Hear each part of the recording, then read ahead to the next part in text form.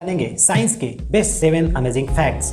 तो आप क्या जानते हो, जो बुलेट ट्रेन्स होते हैं वो जब रन करते हैं तो वो कंटेक्ट में होते ही नहीं है रेलवे ट्रैक के, यानी हवा में फ्लोट करके वो आगे बढ़ते हैं। ऐसा क्या है, क्या आप जानते हो?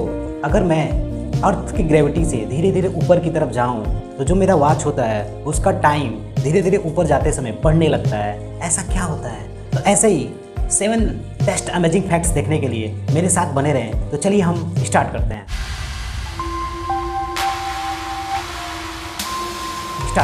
फर्स्ट फैक्ट, क्या आप जानते हो जो स्केटर्स होते हैं, आप कभी सर्कस देखने गए होंगे तो जो स्केटर्स होते हैं वो अपने हाथ को फैलाकर और अपने एक पैर पर यानी रोटेट्स करते रहते हैं। लेकिन जब ये हाथ अपना फैलाते हैं तो ये धीरे धीरे रोटेशन करते हैं, लेकिन जैसे ही वो अपने हाथ को ऐसे कर देते हैं और एक पैर के हेल्प से वो रोटेट करते हैं तो उनका स्पीड बढ़ जाता है रोटेशन का। ऐसा क्यों?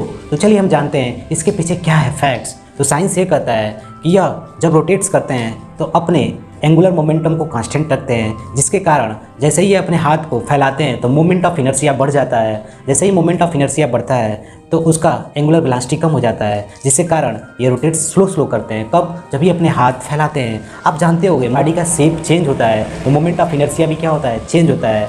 ठीक है, जब कोई बॉडी रोटेशन में होती है तो उसके मास को हम मोमेंट ऑफ इनर्शिया में टेक करते हैं, और अगर जैसे ही वो अपने हाथ को मोड़ देते हैं तो उस समय उनका मोमेंट ऑफ इनर्शिया जो कि आई होता है, आई सिंबल होता है, वो कम हो जाता है। तो ये अपने एंगुलर मोमेंटम को कांस्टेंट रखने के लिए अपनी एंगुलर वेलोसिटी को बढ़ा देते हैं, जिसके कारण ये बहुत तेज़ी से रोटेट करने लगते हैं। एंगुलर वेलोसिटी टर्म तभी आता है जब कोई बॉडी रोटेट करती है तो वहाँ पर हम एंगुलर वेलोसिटी बोलते हैं, और जब बॉडी कोई स्ट्रेट लाइन में चलती है तो उसको हम बोलते हैं ट्रांसलेशन वेलोसिटी यानी normal velocity in straight line. Fact number 2, क्या आप जानते हो अगर हम रेलवे ट्रैक पर यानी रेलवे ट्रैक से जस्ट थोड़ा बगल में प्लेटफॉर्म पर हम खड़े हो जाएं और अचानक कोई ट्रेन हाई स्पीड में वहाँ से पास करती है, तो जैसे ही वो हाई स्पीड में पास करती है तो हमें फील होता है कि हम कहीं रेलवे ट्रैक में गिर न जाएं, यानी रेलवे ट्रैक की तरफ खींचे न चले जाएं। ऐसा क्यों? तो चलिए हम जानते हैं इसके पीछे क्या है फैक्ट्स। तो साइंस ये कहता है जैसे ही वो स्पीडिंग ट्रेन यानी जो स्पीडी ट्रेन है जो तेज़ी से आ रही है तो उसका स्पीड तो तेज़ होता है, लेकिन वहाँ का प्रेशर लो हो जाता है। जैसे ही वहाँ का प्रेशर यानी एयर के मालिक्यूल लो हो जाते हैं तो हम जिस साइड में खड़े होते हैं उसके चारों तरफ एटमॉस्फेरिक प्रेशर होता है और वहाँ का प्रेशर हाई होता है जो रेलवे ट्रैक का एयर प्रेशर होता है, जिसके कारण कभी भी आप जानते हो हाई प्रेशर से लो प्रेशर की तरफ हवा मूव करता है। तो यहाँ से हवा किधर चला गया? रेलवे ट्रैक की तरह। तो वो हमारे शरीर को भी हवा धक्का देता है, जिसके कारण हमें फील होता है कि हम रेलवे ट्रैक की तरफ इंटर कर जाएंगे या गिर जाएंगे। फैक्ट नंबर 3, क्या आप जानते हो जो ये कैमल यानी ऊंट जब एक बार पानी पीता है तो करीब 30 गैलन्स तक वाटर पी जाता है। 30 गैलन्स का मतलब 130 लीटर अप्रॉक्सीमेट, यानी 130 लीटर वो पानी जब पी लेता है तो आखिर में वो पानी रखता कहाँ है? तो आप बहुत से लोग भ्रम पाले होंगे कि ये पानी हम्प्स में रखता है। हम्प्स क्या होता है? जो ऊँट के ऊपर का हिस्सा होता है, उठा रहता है ऐसे, तो वहाँ पे ये पानी नहीं रखता है। तो चलिए जानते हैं वो पानी कहाँ रखता है। तो इसके पीछे फैक्ट्स ये है कि जो पानी होता है वो उसके ब्लड सेल में जाता है, और ब्लड सेल में एक पार्टिकुलर टाइप का सेल होता है जो कि अंडाकार होता है यानी ओवल टाइप का सेल होता है, और वो पानी को कंज्यूम करे रखता है और ऊँट को ज़्यादा अमाउंट्स में पानी पीने के लिए ये मदद करता है। और ये जो ओवल शेप है ना सेल का, यह फ्लेक्सिबल होता है। अगर इसको पानी 2-3 सप्ताह ना मिले तब भी ये ब्लड फ्लो करता रहेगा आराम से, क्योंकि जो ये शेप है इसके ब्लड सेल का वो अंडाकार है और इसलिए आराम से इधर से उधर फ्लो करता रहता है। फैक्ट नंबर 4, क्या आप कभी माउंटेन्स की सैर किए हो यानी पहाड़ी क्षेत्रों में घूमने गए हो? तो आपने कभी गुफाओं में देखा होगा कि वहाँ पे पानी होते हैं, और पानी के साथ साथ आपके स्क्रीन पे एक फिगर दिख रहा होगा जिसमें यह दिखाया जा रहा है कि एक ऊपर से कोई कोन टाइप का फिगर बनाया है, ऊपर से नीचे की तरफ लटका हुआ है, और दूसरी तरफ नीचे से कुछ पिन टाइप का यानी कोन टाइप का फिगर उठा हुआ है जो मेनली बना होता है कैल्साइट यानी कैल्शियम कार्बोनेट का। तो आखिर ये कैसे बन गया वहाँ पर? तो चलिए हम जानते हैं इसके पीछे ये फैक्ट्स क्या है। इसके पीछे फैक्ट्स ये है कि जैसे ही माउंटेन्स यानी माउंटेनियस जगह होते हैं और गुफाएं होती हैं तो वहाँ पर अगर बारिश होता है तो बारिश के साथ साथ वाटर भी आता रहता है, तो गुफाओं में यानी रॉक्स में छेद भी होते हैं, यानी वो रिश्ता रहता है पानी।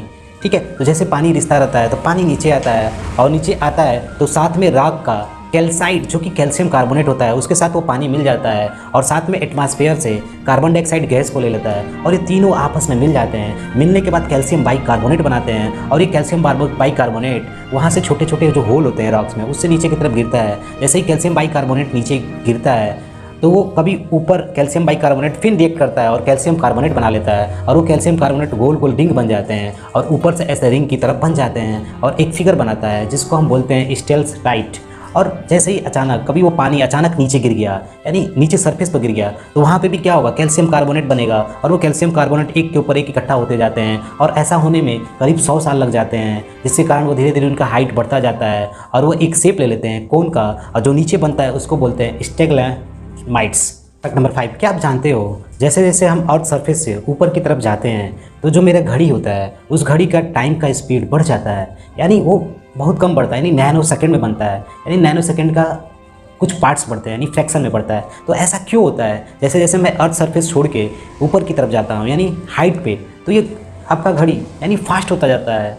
ऐसा क्या है, तो ऐसा इसलिए क्योंकि आप जानते हो जैसे जैसे मैं अर्थ के पास रहूँगा तो ग्रेविटी हाई रहेगी, तो ग्रेविटी जब हाई रहेगी तो आप जानते हो कि जो ये स्पेस टाइम है, क्योंकि आइंस्टीन की एक रिलेटिव थ्योरी होती है जिसमें ग्रेविटी को यह बोला जाता है कि अगर आपका जितना अधिक मास होगा तो ये पूरे स्पेस टाइम को और उतना कर्व करेगा। तो जितना आप अर्थ के पास यानी अर्थ के सरफेस के नज़दीक रहोगे तो ग्रेविटी हाई रहेगी, जिसके कारण आपका स्पेस टाइम ज़्यादा कर्व होगा। कर्व मतलब ऐसे होगा जैसे आप एक गेंद रखना किसी कपड़े में, तो देखोगे गेंद अगर ज़्यादा भारी रहेगा तो कपड़ा ज़्यादा नीचे की तरफ झुकेगा, और गेंद अगर हल्का रहेगा तो कपड़ा नॉर्मली झुकेगा। तो वही यहाँ पर लॉजिक चलेगा, जितना अधिक आप अर्थ के सरफेस के पास रहोगे तो स्पेस टाइम ज़्यादा कर्व होगा, और जैसे जैसे हम ऊपर जाएंगे स्पेस टाइम कम कर्व होगा, जिसके कारण आपका जो घड़ी है उस घड़ी का स्पीड फास्ट हो जाएगा इन कंपैरिजन टू जो नीचे रह रहे हैं यानी अर्थ सरफेस के पास रह रहे हैं। तो ऐसा ये भी हो सकता है कि अगर मैं अपनी गैलेक्सी को छोड़ के दूसरी गैलेक्सी में चला जाऊँ ऊपर की तरफ, तो हो सकता है वहाँ पर के लोग हमसे और टाइम में थोड़ा आगे हों।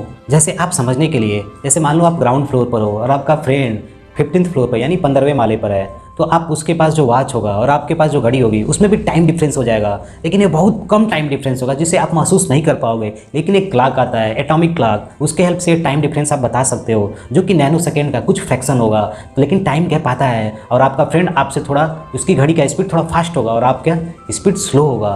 तो आप समझे। फैक्ट नंबर 6, क्या आप जानते हो कि अगर मैं एक पेंसिल को हवा में ऐसे लटकाऊं तो लटक नहीं पाएगा, लेकिन मैं कुछ एक तरीके लगा दूं तो वो हवा में पेंसिल लटक जाएगा। और लटकेगा क्या, वो किसी कंटेक्ट में होगा ही नहीं, आपको लगेगा मैजिक है। लेकिन आप ये एक्सपेरिमेंट अंधेरे रूम में यानी जहाँ पे लाइट सिर्फ पेंसिल को जाती है वहाँ पे करके दिखा सकते हो और लोग समझ जाएंगे ओ वाह कैसा है ये। तो चलिए जानते हैं इसके पीछे क्या फैक्ट्स हैं। तो अगर आप चाहते हो एक पेंसिल को आप एयर में उसको फ्लोट कराना यानी ऐसे लटके रहना, नहीं तैराना, तो आप कैसे कर सकते हो। तो आपके पास होने चाहिए 6 मैग्नेट, और उस मैग्नेट ऐसे टाइप के होने चाहिए, आपके स्क्रीन पर दिख रहा होगा। और इस मैग्नेट को आपको एक फोम आप जानते हो वाइट होता है, उसमें आपको 4 मैग्नेट ऐसे रखना है जैसे इस फिगर में दिखाया गया है। आप उसके बाद एक पेंसिल लेना और उस पेंसिल को उसमें टेप मारना 2 जगह, और उस टेप मारने के बाद वहाँ पर जो 2 मैग्नेट है गोल वाला, उस मैग्नेट को एक टेप के पास से ऐसे टेप कर देना कि वहाँ पड़ा रहे, और यहाँ पर टेप कर देना कि वहाँ से फिक्स रहे। और उसके बाद आपको उन जगह पर रखना है जहाँ पे ये 4 मैग्नेट लगे हुए हैं, जैसे एक मैग्नेट 2 मैग्नेट पीछे 2 मैग्नेट आगे, और आगे आपको एक ऐसा चीज़ लगा देना है जो थोड़ा फ्रिक्शन हो, खुरदरा सरफेस हो, जैसे चम्मच लकड़ी का, आप उसको लगा दो। और उसके बाद उस पेंसिल को आप ऐसे बैलेंस करो तो आप देखोगे जो उसका टिप होगा वो लकड़ी से हल्का फुल्का थोड़ा कांटेक्ट में रहेगा, लेकिन ये अब जैसे ही छोड़ दोगे तो वो उस पर एकदम फ्लोट करता रहेगा, तैरता रहेगा। ऐसा क्यों, ऐसा इसलिए कि जो बाहर लास्ट वाला मैग्नेट होता है वो ऊपर वाले मैग्नेट को रिपल कर देता है। रिपल मतलब ऊपर की तरफ उठा देता है, क्योंकि आप पढ़े हो सेम पोल यानी नॉर्थ को रिपल्सन करता है और साउथ को रिपल्सन करता है, तो वो कहानी पीछे लगती है। रिपल्सन होने के कारण वो ऊपर उठा रहता है, और आगे क्या होता है कि जो 2 नीचे मैग्नेट होते हैं और पेंसिल में जो मैग्नेट लगा रहता है वो आपस में अट्रैक्ट होते हैं, जिसके कारण ये इसका पोजीशन वहाँ पर बना रहता है। और जो उसका पेंसिल का टिप होता है वो लकड़ी के सरफेस से एक फ्रिक्शन बस रगड़ खाता रहता है हल्का हल्का, जिसके कारण वो लगता है कि फ्लोट कर रहा है। फैक्ट नंबर 7, क्या आप जानते हो जो बुलेट ट्रेन होते हैं वो बुलेट ट्रेन्स मेनली जो 500 किमी पर आवर की स्पीड से चलते हैं उनमें व्हील नहीं होता है, और वो व्हील ना होने के कारण वो कुछ लॉजिक से चलते हैं, जैसे तो मैग्नेट के हेल्प से चलते हैं, और मैग्नेट के हेल्प से वो मोशन करते हैं, तो वो मोशन हवा में करते हैं। इसलिए आप जब बैठते हो बुलेट ट्रेन में तो आपको महसूस नहीं होता आप कहाँ बैठे हो, आपको जर्क नहीं लगता है जैसे नॉर्मल स्टील वाले ट्रेनों में लगता है, जो आप लोहे वाले ट्रेन देखे हो। तो ऐसा क्या होता है उसमें, जैसे कि वो हवा में तैरने लगता है। तो आप जानते हो कि मैग्नेट के सेम पोल्स रिपल्स करते हैं। इससे पहले आप जो एक्सपेरिमेंट मैंने बताया था कि कैसे पेंसिल को हम हवा में लटकाते हैं, तो वही लॉजिक यहाँ पे लगेगा। यहाँ पे क्या होता है कि मैग्नेटिक लेविएशन होता है, यानी ट्रेन को ऊपर उठाया जाता है। वो कैसे उठाया जाता है, उसके जो ग्राउंड सरफेस होते हैं यानी रेलवे ट्रैक्स, वहाँ पे भी मैग्नेट लगे रहते हैं, और वो मैग्नेट्स कुछ करंट के कारण ही प्रोड्यूस किए जाते हैं, जनरली इलेक्ट्रोमैग्नेट प्रोड्यूस किए जाते हैं।